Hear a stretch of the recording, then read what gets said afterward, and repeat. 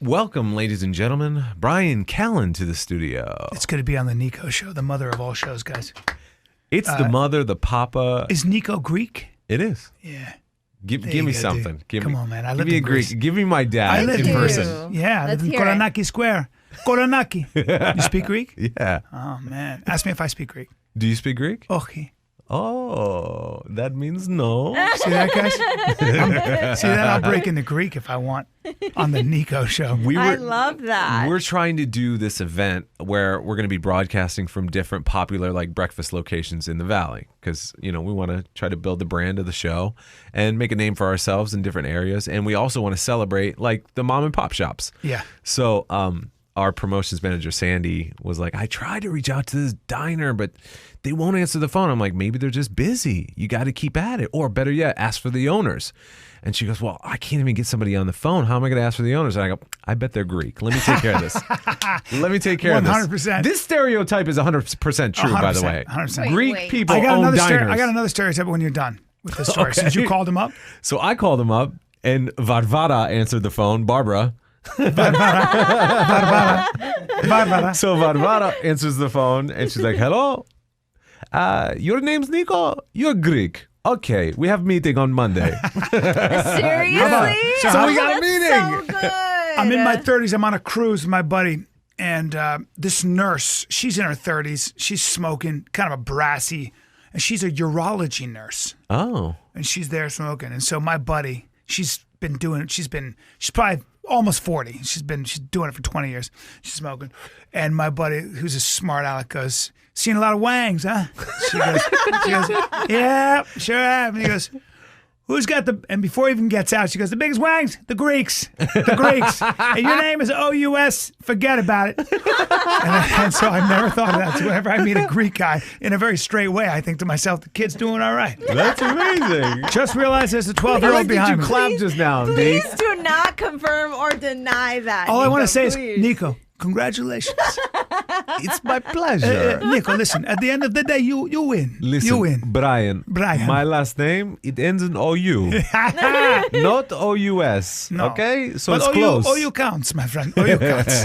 You count. It's okay. So welcome to Phoenix. Welcome to the Valley. I love it. I hear you love it just Yeah. because I'm a Joe Rogan fan.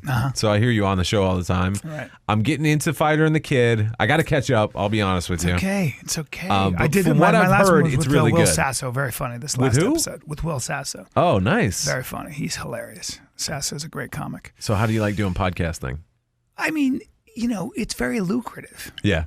And it's twice a week. And Yeah. it's you know, how do you not do something like that where I'm talking to my buddies and I get paid? Right. What? And you're talking about the stuff you guys enjoy too. Yeah, who knew that was a job? Who knew that was a job? That's a thing right now, too. The podcasting is so huge. Yeah. So, yeah. why But it's wouldn't all you? a job. Like this guy on Rogan was talking about, he's a tech entrepreneur, and they're saying automation is going to put everybody out of work. He goes, no, it's not. Automation is going to free us up to be creative. Automation is going to free it up so that people who play video games get paid millions of dollars. People who watch video games get paid. People who podcast get, like, it's we're gonna automation is gonna take care of all the boring stuff, and we're gonna be free to do things. Everybody on the planet would rather be creative than do grunt work. Right. True or false? Right. You True. know what I mean? 100%. Yeah. And to that point, okay, so automation taking away all these lower level or lower educational level jobs.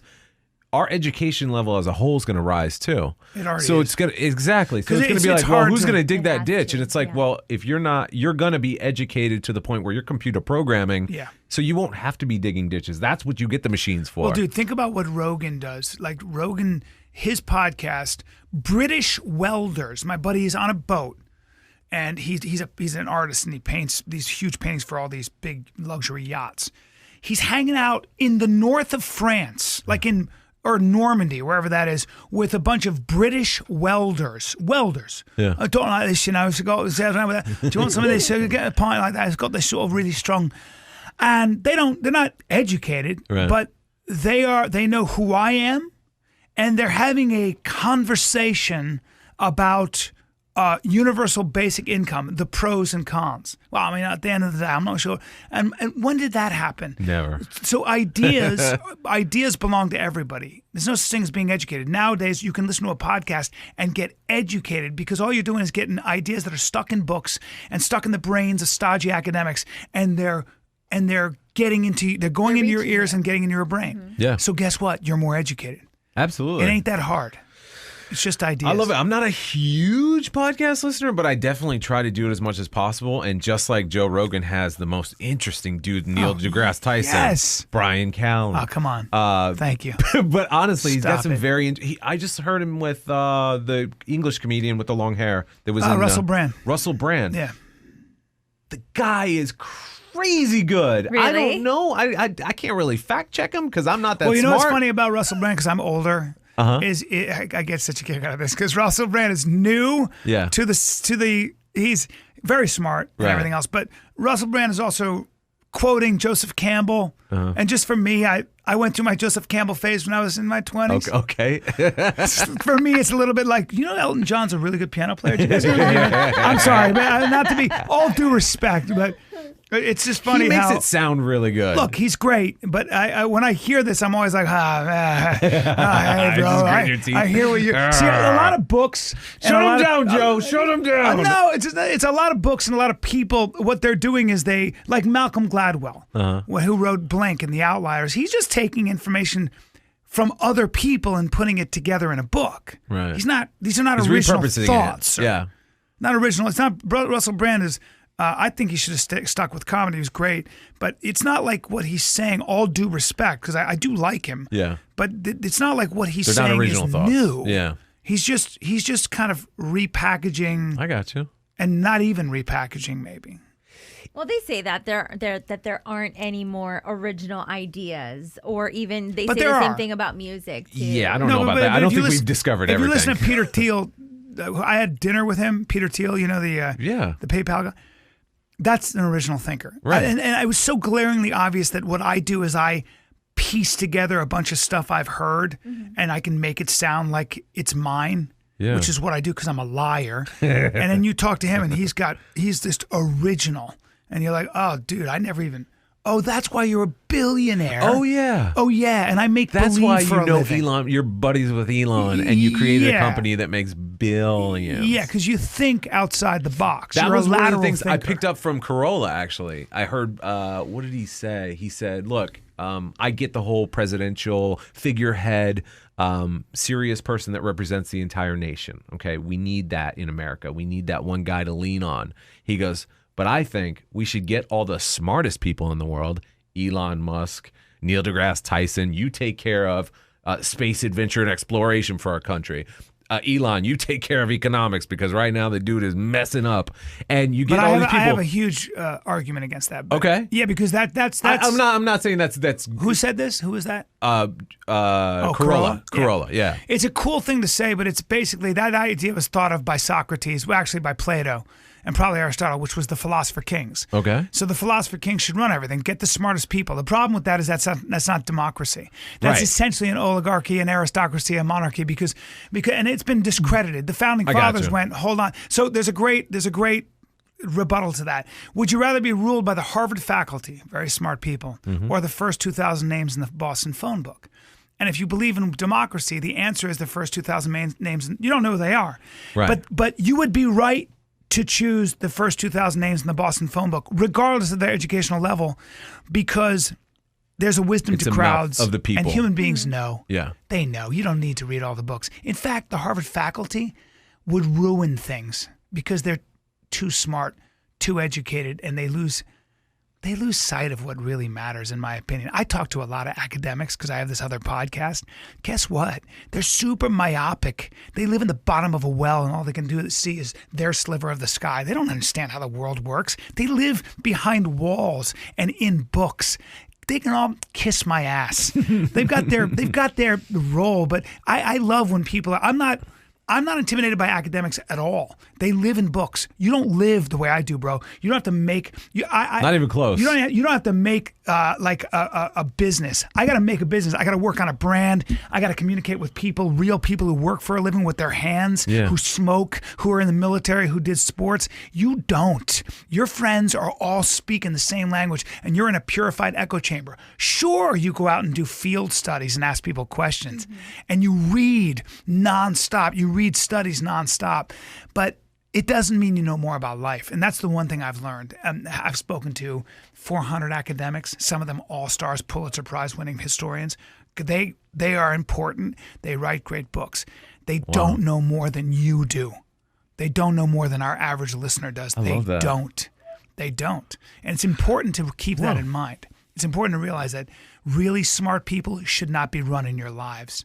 That's my problem with smart people in government. You better be careful.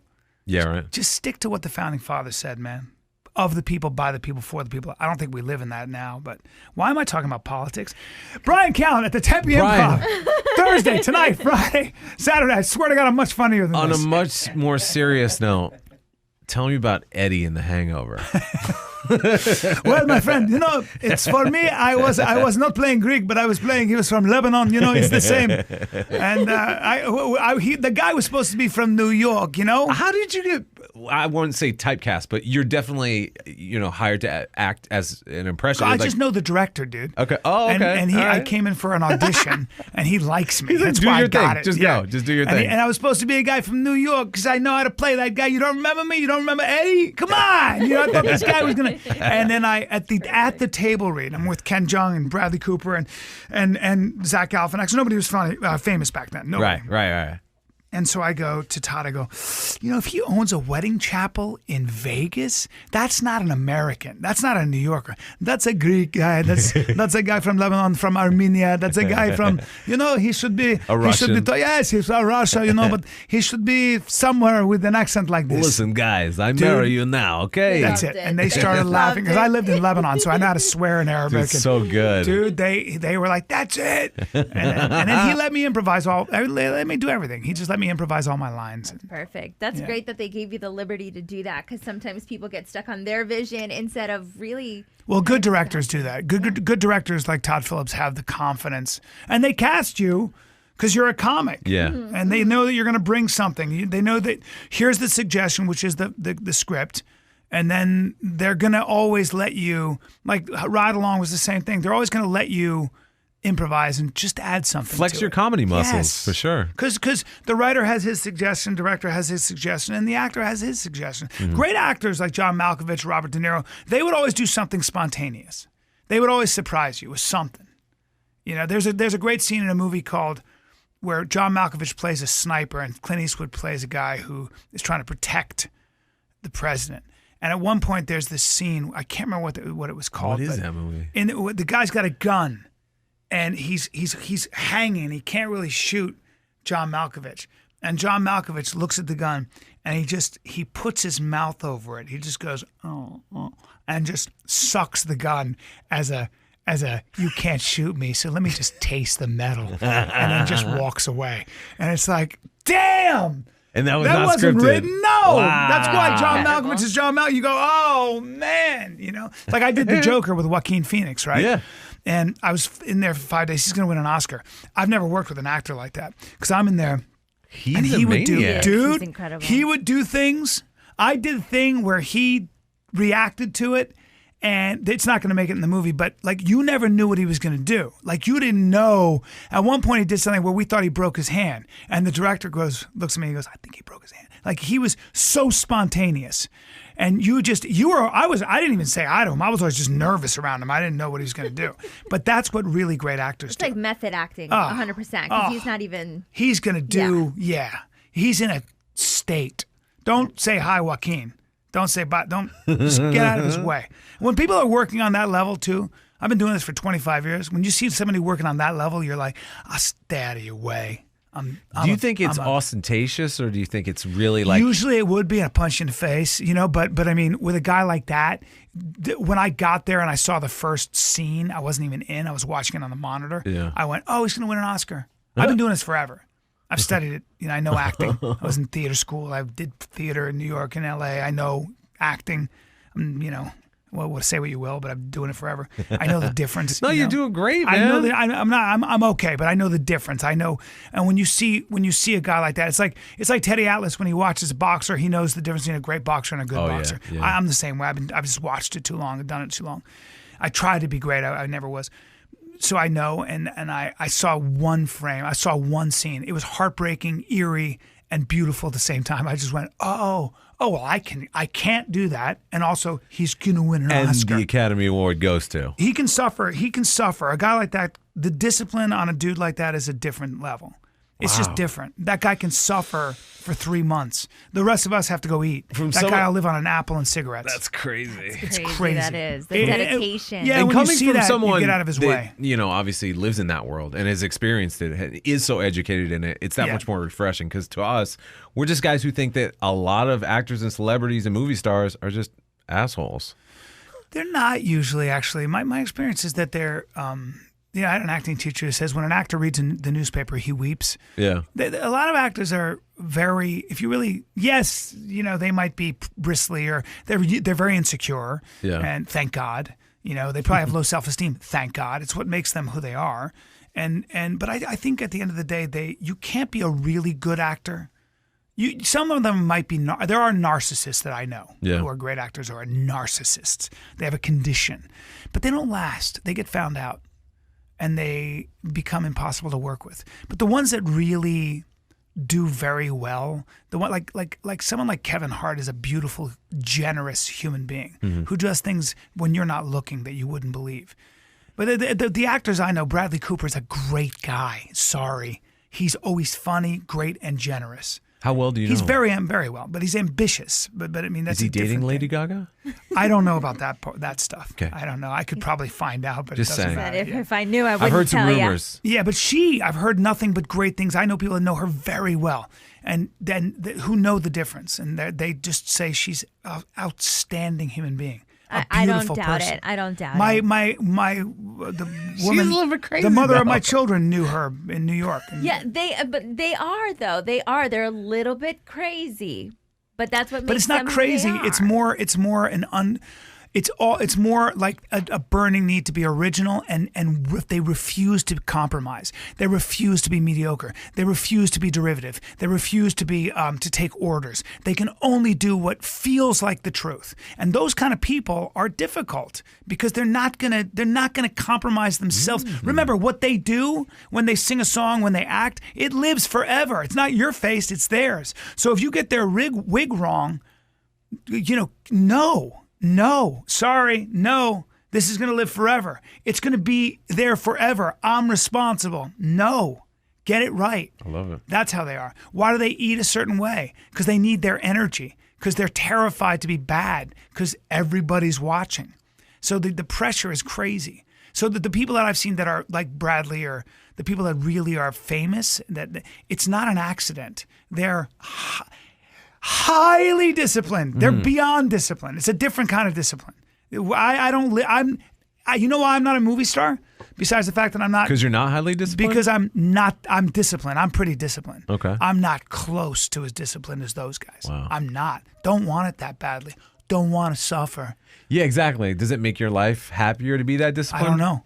Because I'm not obviously that they're person. getting satisfaction in themselves and what they do and what they portray out in the world. But like, how happy are you with just general happiness?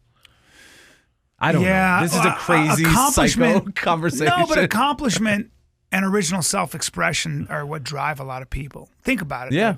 But for me, having friends, hanging out, and having a good meal, very important. That's what I'm maybe talking the about. most Super important. satisfying. Yeah, maybe the most important. Yeah. I like Right? that. Yeah. More important than my child sometimes. Yeah. Dude, great wine with your boys, Oh. laughing. Come A on. nice ribeye. Yes. And then This just is good. being an idiot. That's Just why I love being an comedy. idiot. I think I had mentioned this to Niko before, but the first time I traveled abroad, when I went to study abroad in Spain, when I was in college. Where in Spain? I was in Salamanca, so I flew into Madrid. And you speak Spanish? I do, yeah, 100%. And when I arrived, I was on a little shuttle at the airport going to like where I was going to get picked up. and I was sitting next to a lady that was coming back from the U.S. and her daughter lived in Seattle, but Spanish, and she said to me that the main difference that she could tell between being in Spain and being in the U.S. is that people in the U.S., they live to work, and in Spain, they work so that they can live. 100%. And it's different, and you see it, and you're out and about, and it's 9, 10, 11 o'clock at night, and everyone, every age, is out having a coffee, a glass of wine, a conversation. The best. It's the best. That's just common Is in there Europe, anything too. better? Is it for me? I'm Spanish in my heart. I'm a Cuban man.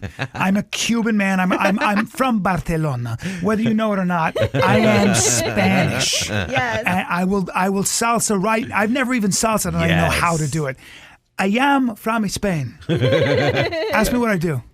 What do you do? I dance. Ask me what else. Ask me what else I do. What else? Just dance. Okay? Because my blood is my heart, my heart, when I look to you, my heart, it makes like, I mean, come on. That's the secret.